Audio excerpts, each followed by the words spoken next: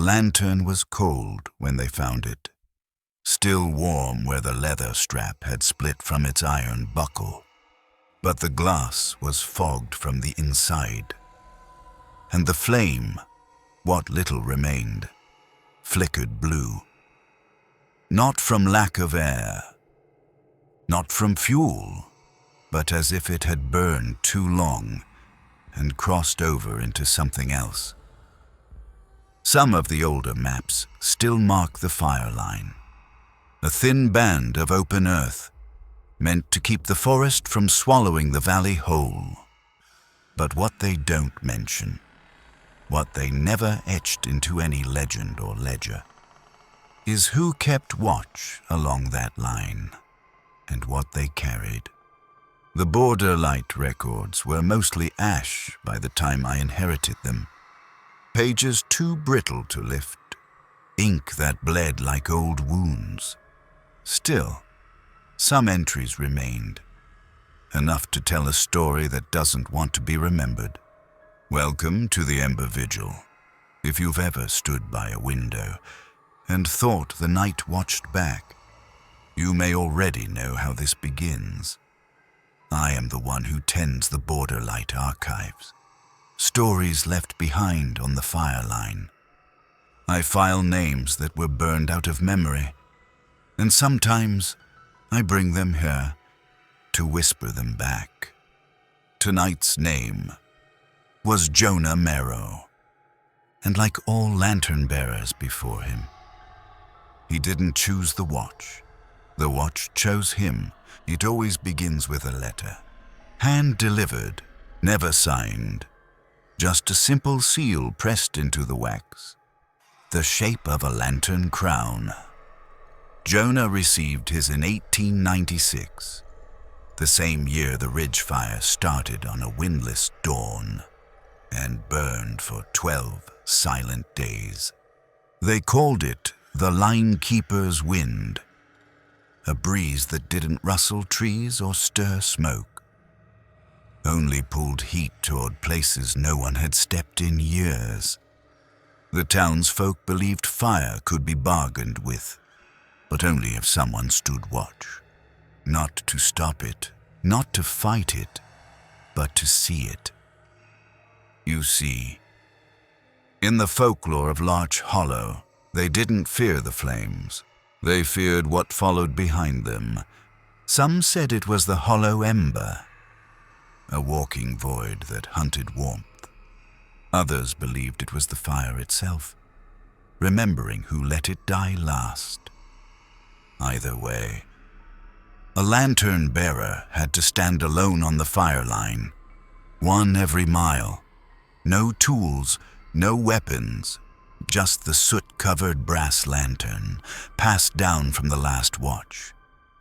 The flame inside always lit, but always cold. Colder than river ice, colder than memory. They called it the cold light, and it was said to flicker stronger the closer the fire came. But it never warmed. Jonah didn't question the call. They never did. The ones chosen were quiet folk, people with no unfinished ties, no home they couldn't leave.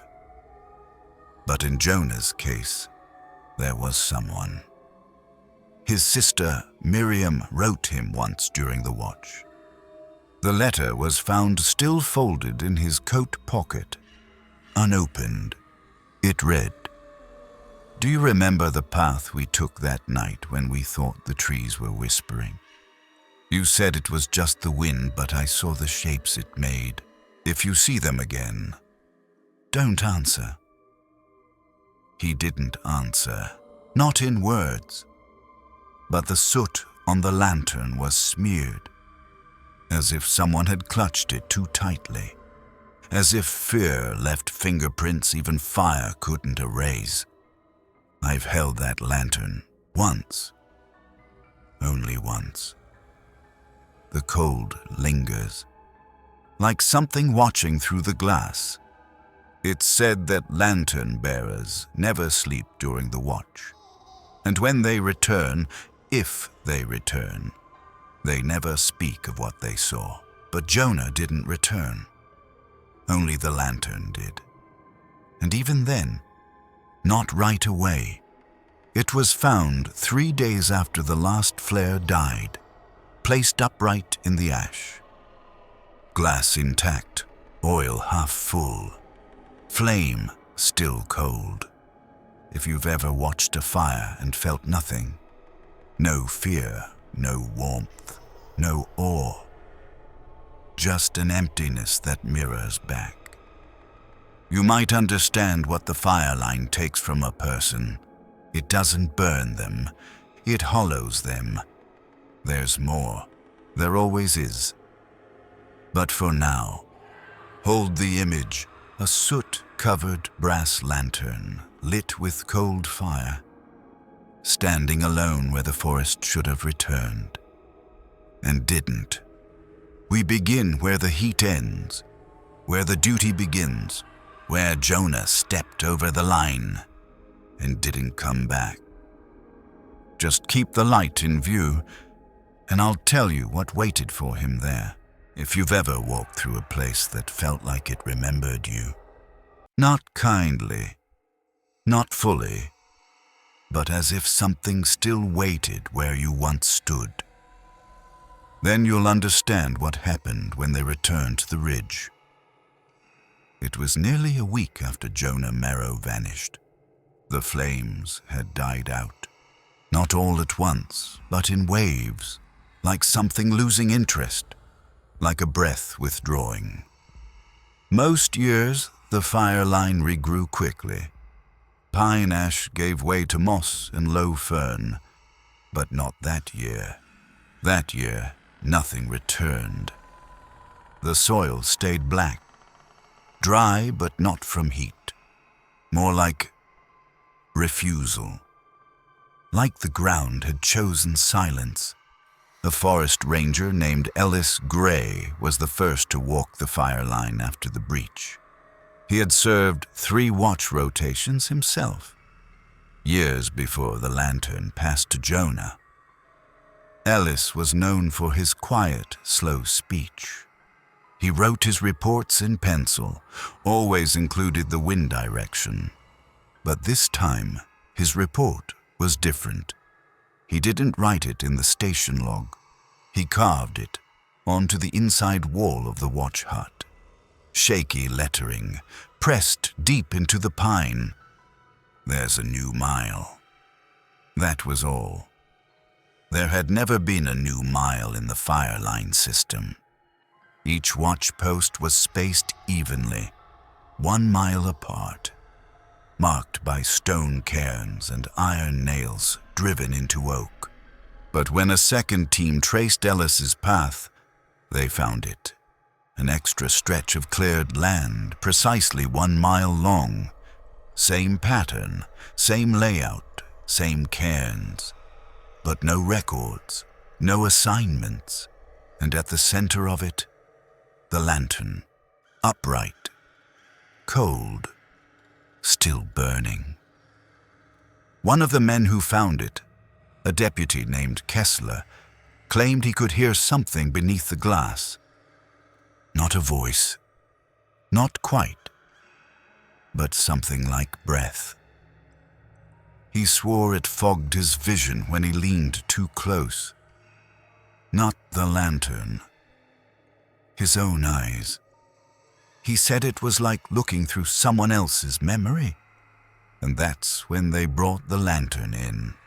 Not to study it, not to display it, just to hide it. It was locked in a wooden crate and placed beneath the station floor. Only one person at a time was allowed to know where it rested. A quiet rule, never written down. They called it the Cold Relay. Each year, a new name was chosen to keep the location. No one volunteered. You were selected. That year, it was passed to Miriam. Yes, Jonah's sister. They said she took it without a word, didn't cry, didn't speak. just placed her hand on the crate and whispered something none of them could quite hear. Some believed it was forgiveness. Others, a promise. The station clerk later reported seeing her return to the ridge alone the next morning. No one told her to, no one followed, but she was seen, standing in the center of the new mile, lantern in hand. The cold light didn't flicker this time. It steadied, one long, pale flame. And from then on, the stories changed.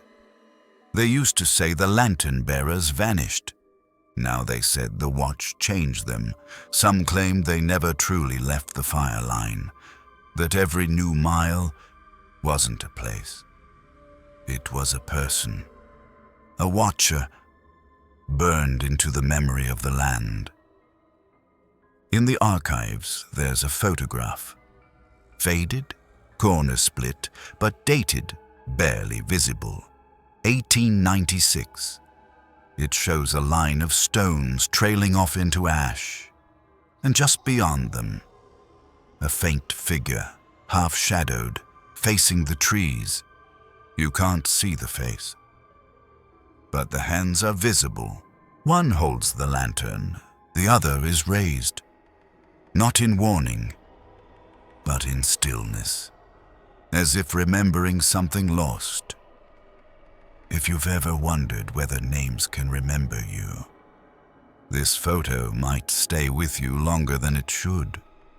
No one in town remembers taking it, but it's filed under Cold Relay Witness, Year 1.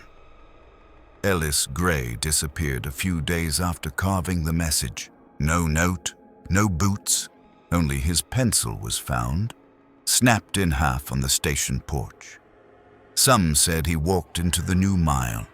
Others said the mile came for him. One of the older fire clerks, a man named Henley, left a quiet warning behind. Don't let the lantern stop burning, not even for a breath. When it flickers cold, it means someone has stepped back in. That line was scribbled onto the back of an unused dispatch form. It's now sealed in the Borderlight collection under faded glass. The ink has bled so much, it almost looks like smoke. There's a strange detail I haven't mentioned. When the crate was reopened years later, purely by mistake, the lantern's flame was still alight. No fuel, no wick. Just the faintest pale fire. And the soot was different. Where once it had been smeared with handprints, it now circled the base, perfectly even. Like something had turned it slowly, over and over, as if watching from every angle. That's when they stopped trying to explain it, stopped trying to log it, and began to simply pass it on. 1 mile, 1 flame, 1 keeper, whether you chose it or not. They said the Fireline ended at the river, that beyond it, the trees gave way to stone and the stone to silence.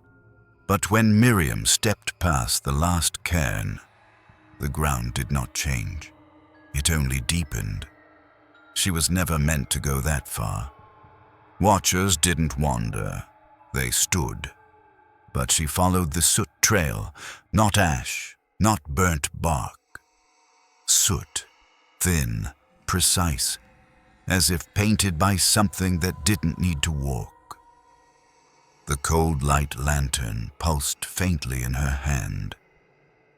Not like fire, more like breath against glass, slow and rhythmless. It was colder now, but heavier, like it had begun to remember who had carried it before. There's a belief once held in northern ridge settlements that a lantern, when carried past its final flame, becomes a mirror. Not of light, but of memory. They used to call it glass wake, a tool for mourning. If you lit it by the grave of someone unburied, you'd see what they saw last. The practice was banned after 1872. Too many returned changed. Too many didn't return at all. Miriam likely knew the story. And still, she lit the lantern as she stepped into the hollow of trees beyond the mile. She told no one. What we know comes from the second journal, the one they found sewn into the lining of her coat.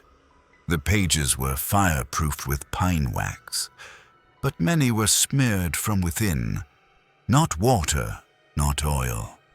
Condensation, as if the pages wept before being read. One entry stands out. The ink is jagged, pressure mottled. It reads, "The flame listens. It dims when I lie. It pulses when I remember something wrong. It wants the truth, but not mine." That was the first time someone claimed the lantern could judge. Before that, it was simply a vessel, a thing to carry light, to hold the line. But now, it was watching back. Miriam's journal goes on. I tried to walk backward and the soot still formed in front of me. I covered the glass with cloth, and still the shapes found me. They aren't shadows.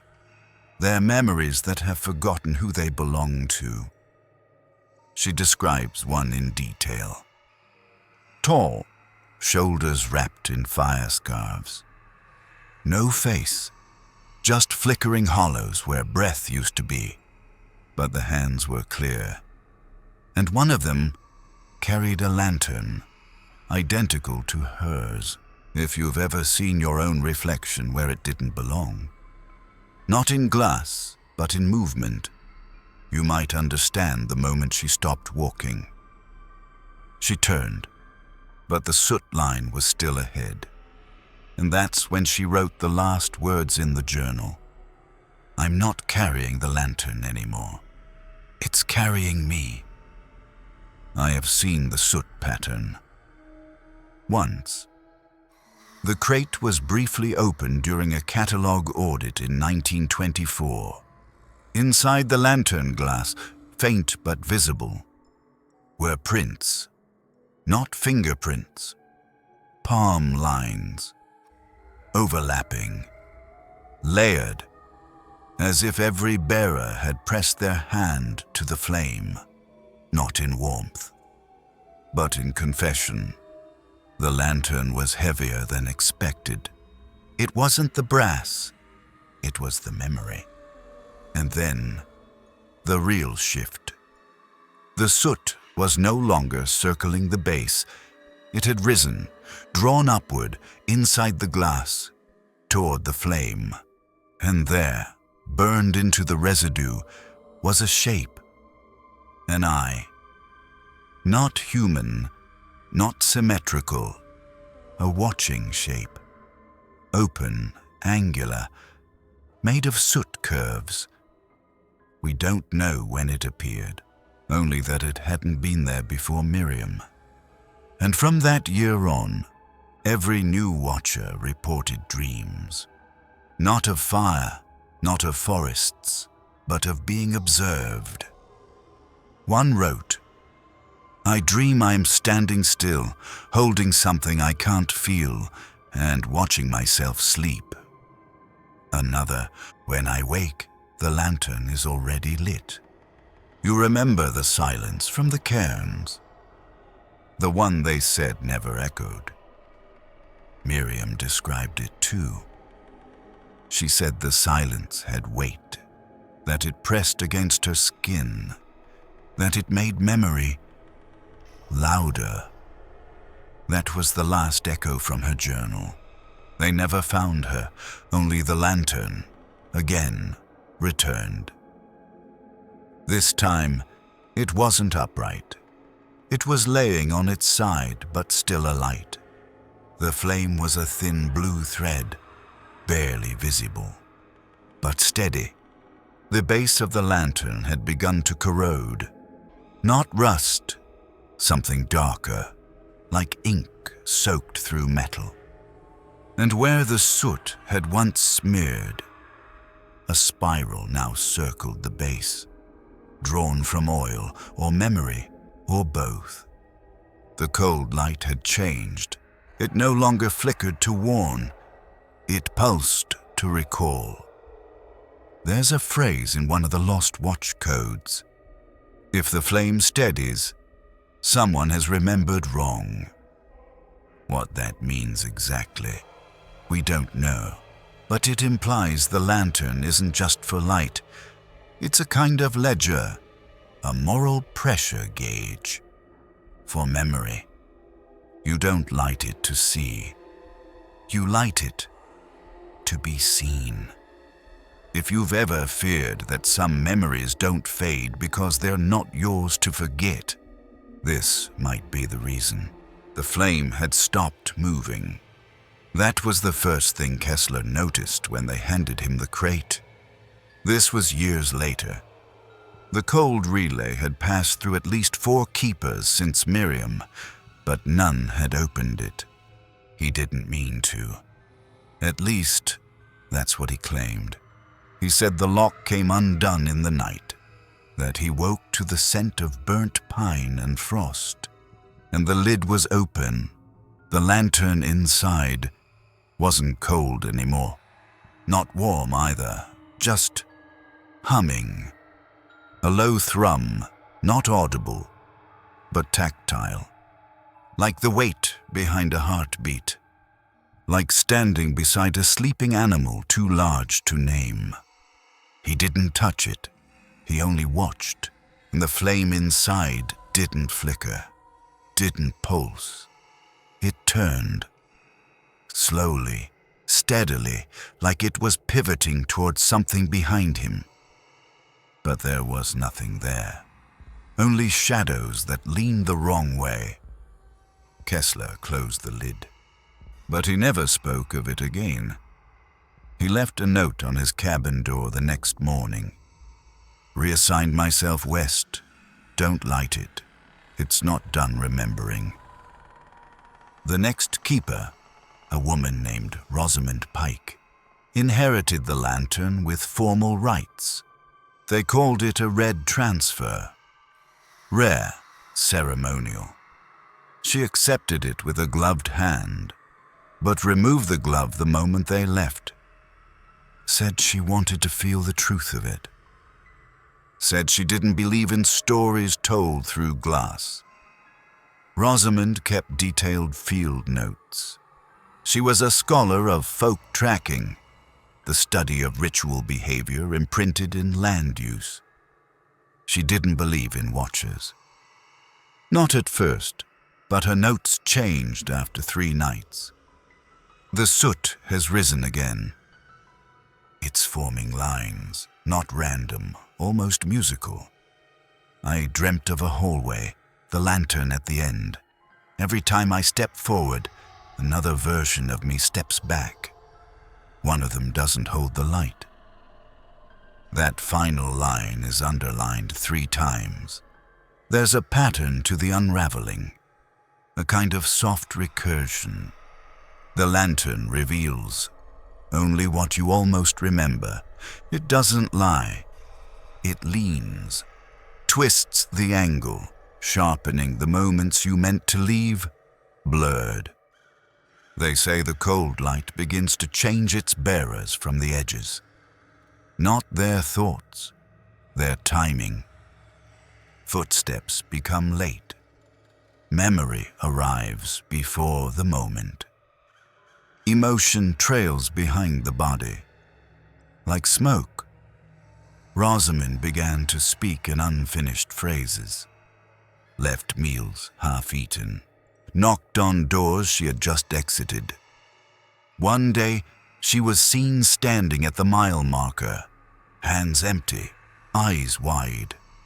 She said it burned through the wick. and then it burned through the name. She couldn't explain what that meant, but she repeated it 4 times, each time softer, until her voice sounded like a match failing to strike. The lantern's structure began to fracture. The glass wasn't cracking, but it was refracting the flame differently. Observers described a prism effect, as if something inside was splintering or growing. The soot spiral, once faint, now formed a distinct ring, broken only by a single vertical line through its center, a tally mark.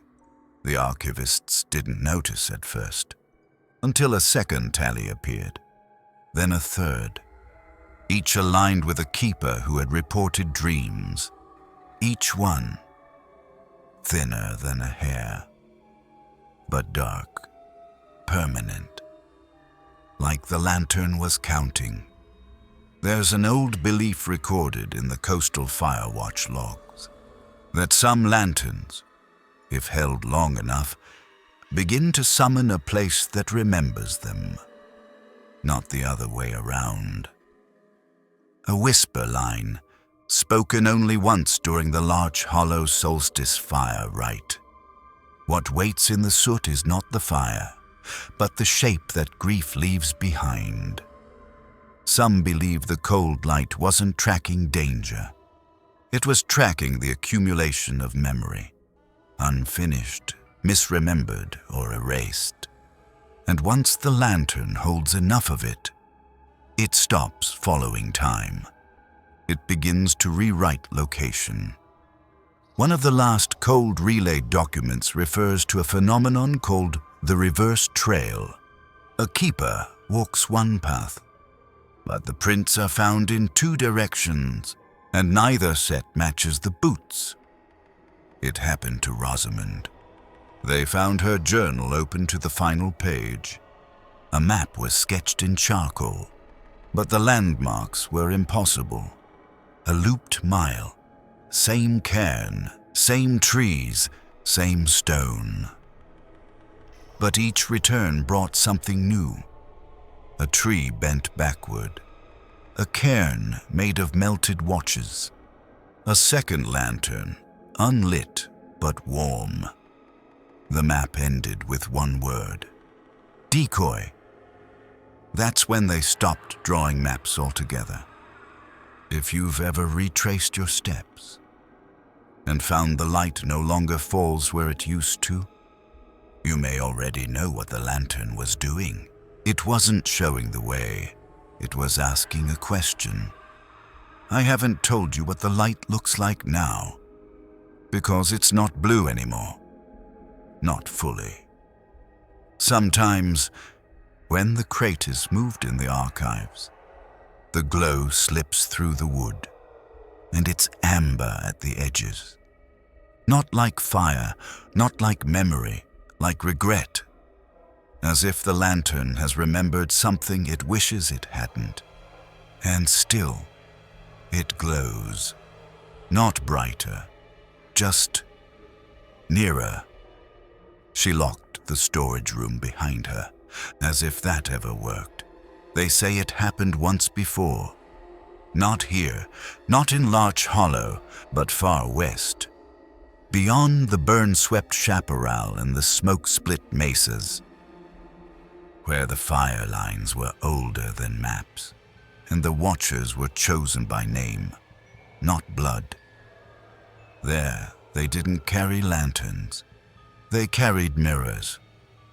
Convex, silver-backed, wrapped in cloth until the hour came, then uncovered and placed upon stone. It was said, "You don't guard the fire, you reflect what it leaves behind." The practice vanished before the turn of the century. No documents survived intact, only an account in the quarantine ledger, file number 029, typed in uneven script, archived under non-compliant observation /refracted watch detail. It begins, Subject approached mirror after 8th hour of solitary watch. Reflected flame began to blink, not flicker, in rhythm. Subject collapsed. Later spoke in mirrored cadence. Claimed they saw a forest that knew their name backward, removed from duty. The next page was torn, but something of it remained. Pressed faintly into the sheet beneath, some lights don't illuminate, they accumulate. The phrase matches an earlier belief from Section 1. The 1896 Fireline watchers of Larch Hollow. They weren't meant to extinguish the fire. They were meant to see it. But if that was all, why the secrecy? Why the silent crate?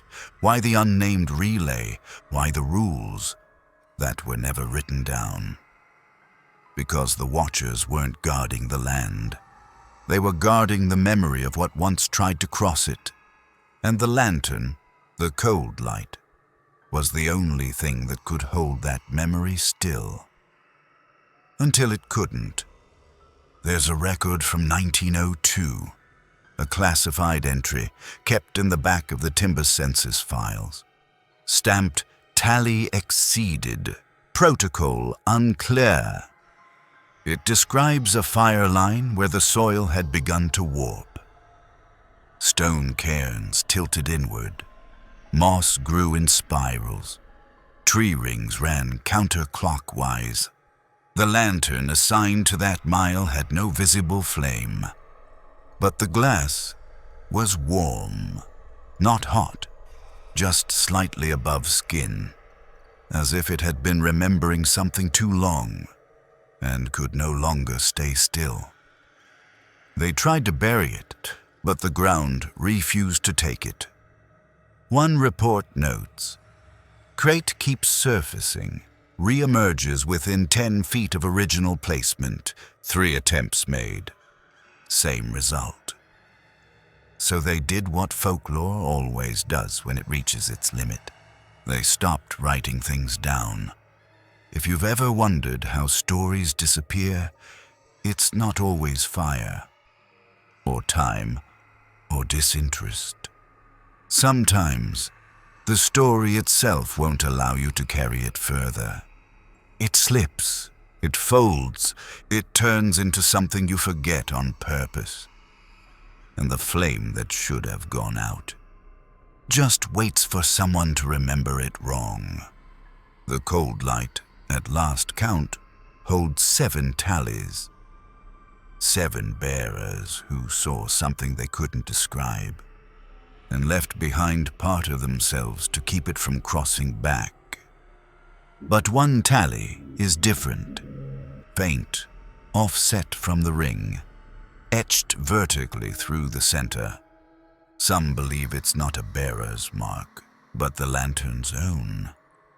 The day it became more than a vessel, the day it began to keep count for itself. In 1911, a short-wave transmission was logged during a firewatch blackout. No origin, no identification. Just 7 words repeated every minute. Return light to mile 0, not later. The phrase never repeated, never returned. But the logs note a strange surge in radio heat near the relay.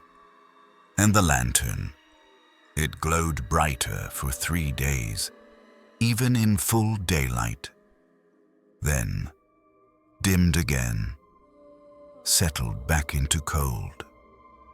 As if the message wasn't for us, as if it had heard something and declined. There's a quiet term among archivists. We don't speak it aloud, not because it's forbidden, but because it feels like saying it completes a circuit. We call it the returning. It's not an event, it's a state, a slow curvature of memory back into presence, a soft recognition, a realignment of places where watchers once stood. Some believe we're in a returning now, that the lantern's glow shifts because the cold light has begun to recognize us again. Not by name, by grief, by the way we walk too quietly, the way we pause when flame flickers blue at the edge of the hearth, the way we hesitate before closing old drawers, just in case something is watching back. I don't know if I've remembered this right, but the last time I opened the archive, the crate felt closer than it should have been, and the flame, that thin, steady flame, glowed amber. Not like a warning, like a name being whispered back, and I couldn't tell if it was mine. The lantern was warm when they sealed it away, just warm enough to fog the crate's inner lid. Not hot, not glowing, just held, like a breath waiting to be released, like memory, waiting to be forgotten again. They say the crate was marked for deep storage. No label, no code, just a single symbol etched into the wood with the back of a match head. A spiral, crossed once, down the center.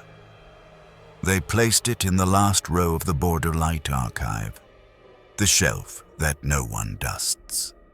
The one behind the false wall, the one that always feels colder, even in summer, and still, the flame holds. Not bright, not cold, just steady, as if it's found peace in knowing no one will touch it again. But even now, when the archive lights go low, sometimes you can see it flicker, only once, only if you look away. They used to say fire was a destroyer, then a purifier, then a thief. But the Watchers, they knew better. Fire remembers, not as warmth, not as punishment, but as presence. Quiet, heavy, unresolved. I've walked that ridge, not during a burn, not during a ritual, just once, in the quiet months, when the grass lies flat from wind alone. I didn't bring the lantern. I didn't need to. The mile was still there. But the cairns leaned outward now, and one of them was missing a stone, not fallen, just gone, as if something had taken it, carefully. The wind there doesn't blow. It presses from all sides, like something testing memory for a soft spot. I stood there for a long time, not thinking, not fearing, just remembering. If you've ever returned to a place where silence felt shaped, not by absence, but by waiting, then you've already stood where Jonah did, and Miriam and the others. They weren't chosen because they were brave or obedient or strong. They were chosen because they would not run, even when the flame began to see them, even when memory blurred into place, even when the soot started to whisper their names back. Slightly wrong, but close enough to answer. The cold light never needed fuel, because it was never burning what was there. It burned what was held. Grief, guilt, unresolved names, forgotten shapes, and it always left enough behind to be found again. Not to haunt, not to warn, just to ask, will you carry it this time? Will you carry what isn't yours and hold it steady, even when it grows heavier than memory? The first line was, the lantern was cold when they found it. The last is, the lantern was warm when they let it go. You're safe now. Sleep well. I'll be here when the lights go low again. If this left you feeling a little haunted, there are more stories waiting. Some you've heard before, just not like this.